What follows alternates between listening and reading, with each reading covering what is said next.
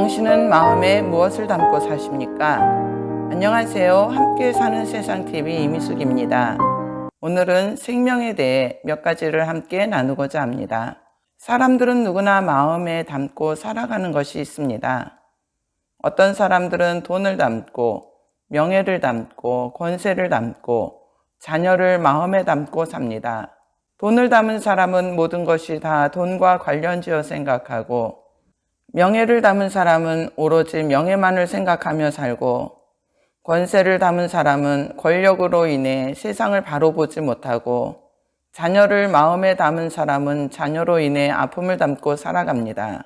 그러나 오직 사랑으로 사람을 마음에 담은 사람은 하나님의 생명을 마음에 담은 사람입니다. 이렇게 하나님의 사랑을 마음에 담은 사람은 생기에 생명이 있습니다. 창세기 1장 27절 하나님이 자기 형상 곧 하나님의 형상대로 사람을 창조하시되 남자와 여자를 창조하시고, 창세기 2장 7절 여호와 하나님이 흙으로 사람을 지으시고 생기를 그 코에 불어넣으시니 사람이 생명이 된지라. 하나님이 흙으로 사람을 지으셨습니다. 그러나 하나님의 생기가 그 속에 없으므로 죽어 있습니다. 하나님의 생기가 사람 속에 들어가니 비로소 생명, 즉 살아있는 사람이 되는 것입니다. 육체의 생명의 주인은 하나님이신 것을 믿게 됩니다. 사람의 호흡 속에 하나님의 실체가 있습니다. 우리가 숨을 쉬고 있을 때 하나님의 생기는 살아있는 것입니다. 하나님의 생기, 생명은 사랑입니다. 하나님이 사람에게 생기를 불어넣으실 때 하나님의 생명의 사랑이 사람의 속에 들어간 것입니다. 말씀을 읽으며 묵상하며 기도하는데 숨을 내쉬며 가라사대라는 말씀이 마음에 와 닿았습니다. 그냥 성령을 받으라 말씀하시면 될 터인데 왜 숨을 내쉬며란 말씀을 기록해 놓았을까? 이 말씀을 읽을 때마다 숨을 내쉬며에 늘 의문이 들었었습니다. 계속 생각하며 묵상하는데 생기를 불어넣으시니 생명이 된지라 라는 말씀과 동일하다는 생각이 들었습니다. 예수님이 숨을 내쉴 때 그 안에 생명과 빛과 사랑이 들어있음을 깨닫게 하셨습니다. 창세기에 하나님이 사람의 코에 생기를 불어넣으셨다고 기록하고 있습니다. 요한복음에 숨을 내쉬며의 의미는 부활하신 예수님의 생기를 받는 것이며, 성령을 받는다는 것은 사람을 사랑함으로 용서해야 하는 조건이 있음을 깨닫게 해주셨습니다. 말씀에 생명이 있습니다. 요한복음 6장 63절 살리는 것은 영이니 육은 무익하니라. 내가 너희에게 이른 말이 영이요 생명이라. 창세기 1장 27, 28절 하나님이 자기 형상 곧 하나님의 형상대로 사람을 창조하시되 남자와 여자를 창조하시고, 하나님이 그들에게 복을 주시며 그들에게 이르시되 생육하고 번성하여 땅에 충만하라. 땅을 정복하라. 바다의 고기와 공중의 새와 땅에 움직이는 모든 생물을 다스리라 하시니라. 말씀의 생명에는 생육하고 번성하여 충만한 사랑의 복이 있습니다. 땅을 정복하는 복은 하나님의 말씀에 순종함으로 나의 생각과 마음과 몸을 정복하는 것입니다. 사랑하는 사람에게 모든 생물을 다스리고 보존하며 환경을 정복하고 다스리는 복을 주셨습니다. 하나님은 천지 만물의 모든 것을 말씀으로 창조하셨지만 오직 사람만은 그 육체 속에 말씀을 주심으로 영원한 생명을 주셨습니다. 사랑의 생명이 회복되면 자신의 몸을 주님의 것이라고 생각하게 됩니다. 말씀이 육체 속에 있으니 순종함으로 말씀이 실체가 되어 밖으로 보여집니다. 머리로 지식으로 생각하는 것이 아니라 몸으로 말씀을 실천하며 살아갑니다.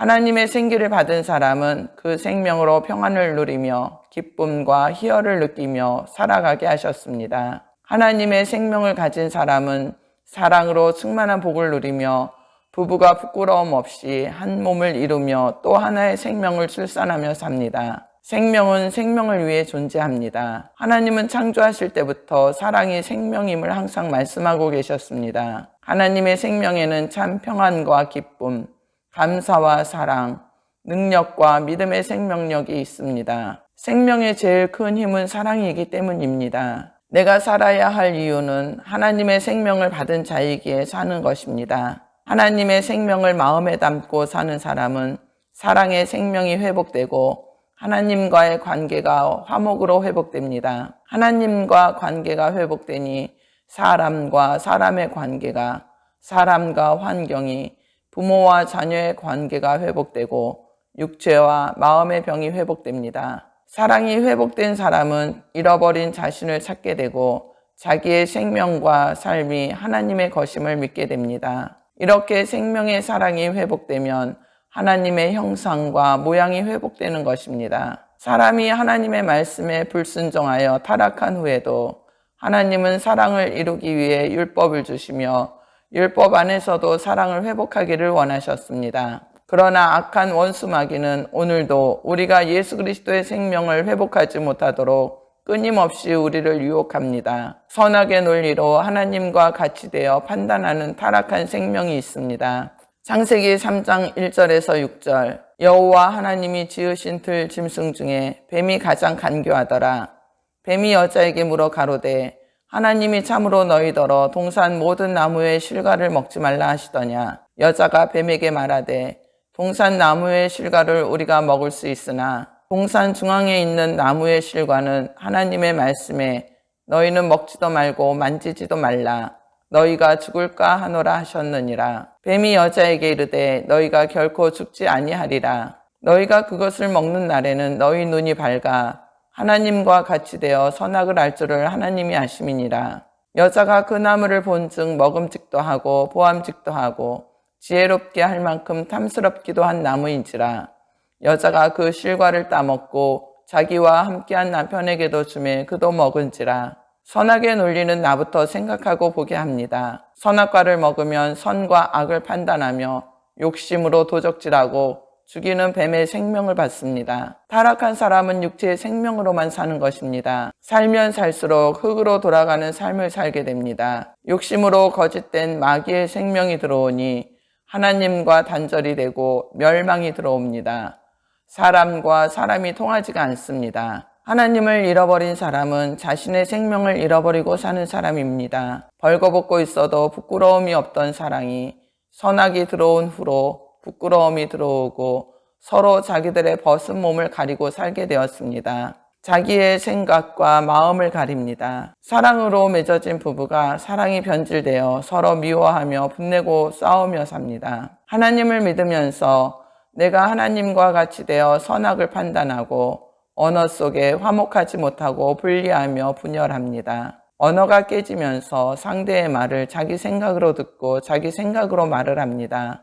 언어의 선악은 생각과 마음이 흩어져 상대의 말을 알아듣지 못합니다. 서로 언어의 소통이 되지 않는 것입니다. 자기의 기준의 옳고 그름으로 판단하고 생각하고 말하기 때문에 상대의 말이 전혀 들리지 않습니다. 분쟁과 고소와 다툼이 끊이지 않습니다. 하나님을 믿으면서 가정이 깨지고 부모와 자식 간의 효를 찾을 수 없습니다. 부모의 권위와 자존심 때문에 자신이 낳은 자녀를 하나님의 말씀으로 키우지 못하고 자기의 생각과 말로 키우게 되는 것입니다. 형제와 이웃인 사람과 사람의 관계가 깨어지고 환경과 삶에서 먹는 것, 입는 것, 많이 갖는 것에 열심을 냅니다. 그러나 환경이 열리지 않습니다. 살면 살수록 문제가 끊이지 않습니다. 육체의 생명인 선악은 허무와 무의미를 가져오게 합니다. 흑인이 흙으로 돌아가라는 말씀처럼 죽음을 두려워하게 됩니다. 이렇게 선악의 논리로 사는 우리에게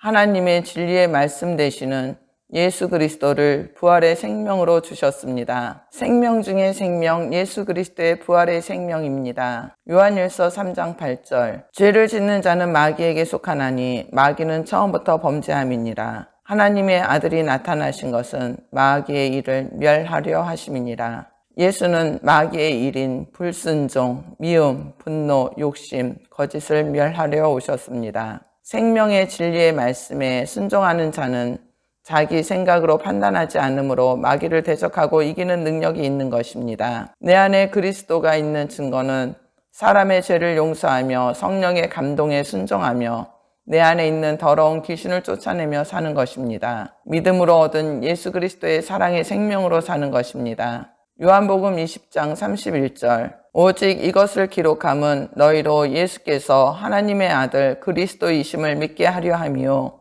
또 너희로 믿고 그 이름을 힘입어 생명을 얻게 하려 함이라. 그리스도의 생명에는 처절한 출산의 고통과 아픔이 있었습니다. 그 출산의 고통으로 인해 생명의 기쁨과 용서와 치료와 평안이 부활의 생명으로 우리에게 나타났습니다. 예수는 당신의 생명을 포기하고 사랑으로 나를 용서하셨습니다. 예수님이 나를 사랑하고 용서하신 것처럼 나도 사람의 죄를 용서할 때 부활의 생명을 얻습니다. 예수가 이 땅에 오셔서 십자가의 고난과 고통을 받고 죽으시고 죽음에서 부활하신 것은 오직 예수 그리스도의 부활의 생명으로 서로 사랑하며 살 수 있도록 하기 위해 오신 것입니다. 요한복음 5장 24절 내가 진실로 진실로 너희에게 이르노니 내 말을 듣고 또 나 보내신 이를 믿는 자는 영생을 얻었고 심판에 이르지 아니하나니 사망에서 생명으로 옮겼느니라. 그리스도의 부활의 생명은 사망에서 생명으로 옮겨졌습니다. 예수가 나의 생명의 주인이 되신 것입니다. 누구든지 그리스도 안에 있으면 생명의 새로운 피조물이 된 것입니다. 새로운 피조물이란 하나님과 화목해 되고 사람과 화목하게 되는 것입니다. 화목은 그리스도의 생명 안에 있을 때 가능한 일인 것입니다. 사랑의 회복은 사망의 저주에서 벗어나 하나님의 진리의 사랑을 받는 것입니다. 데살로니가 후서 2장 10절 불의의 모든 속임으로 멸망하는 자들에게 이 말이니 이는 저희가 진리의 사랑을 받지 아니하여 구원함을 얻지 못함이니라. 그러면 진리의 사랑이란 무엇일까요?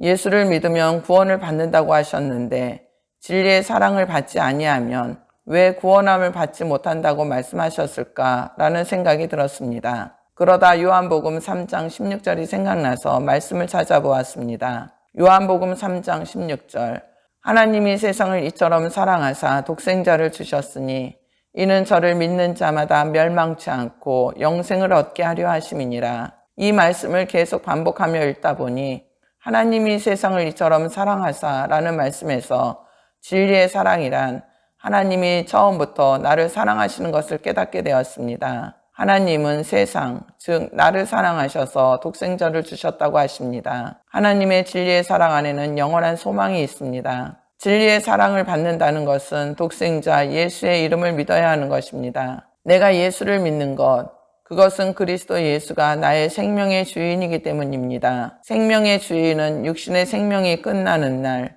영원한 생명과 멸망을 심판하실 것입니다. 멸망의 심판을 받지 않으려면 내 마음에 있는 불순종과 미움과 분노를 쫓아내야 합니다. 이런 사람은 하나님을 사랑하고 내 이웃을 내 몸과 같이 사랑하며 기쁨과 감사와 평안이 있습니다. 그리스도의 생명이 내 안에 들어오면 사람을 사랑할 수 있는 능력이 있는 것입니다. 예수 그리스도로 말미암아 생명 안에서 왕노릇하며 살게 하셨습니다. 하나님의 생명의 말씀에 오늘을 순종하며 사는 사람은 마귀를 대적하며 예수의 이름으로 싸워 승리하며 사는 사람입니다. 예수 그리스도의 사랑은 생명과 선악을 선택할 수 있는 선택의 자유의지를 주셨기 때문입니다. 사람의 마음을 그릇에 비유한다면 육체는 한계를 벗어나지 못하지만 사람은 온 우주를 마음에 담을 수 있습니다. 하지만 온 우주를 마음에 담을지라도 마음에 사랑을 담지 않으면 세상의 모든 것을 담았다 할지라도 메마른 사막과 같은 것입니다. 그러나 마음에 오직 사랑을 담은 사람은 하나님을 마음에 담은 사람입니다. 마음에 미움과 분노를 담는다면 죽음을 담는 것이며 예수께서 사랑으로 우리를 당신의 마음에 담듯 당신도 사랑으로 사람을 마음에 담으면 하나님의 생명을 담는 것입니다. 당신의 마음에는 무엇을 담으시겠습니까? 내게 원수 같은 사람을 용서함으로 사랑을 마음에 담기 원하시는 분은 사랑과 사람 치유센터로 연락주세요. 당신을 도와드리겠습니다. 당신에게도 하나님의 기적은 준비되어 있습니다. 기적의 주인공이 되시기를 간절히 바랍니다. 우리는 사랑할 수 있습니다. 우리에게는 두려울 것이 없는 하나님의 사랑이 함께하고 계십니다. 구독과 좋아요 꼭 눌러주시고 알림 설정 부탁드립니다. 오늘도 행복한 날 되시기를 축복합니다.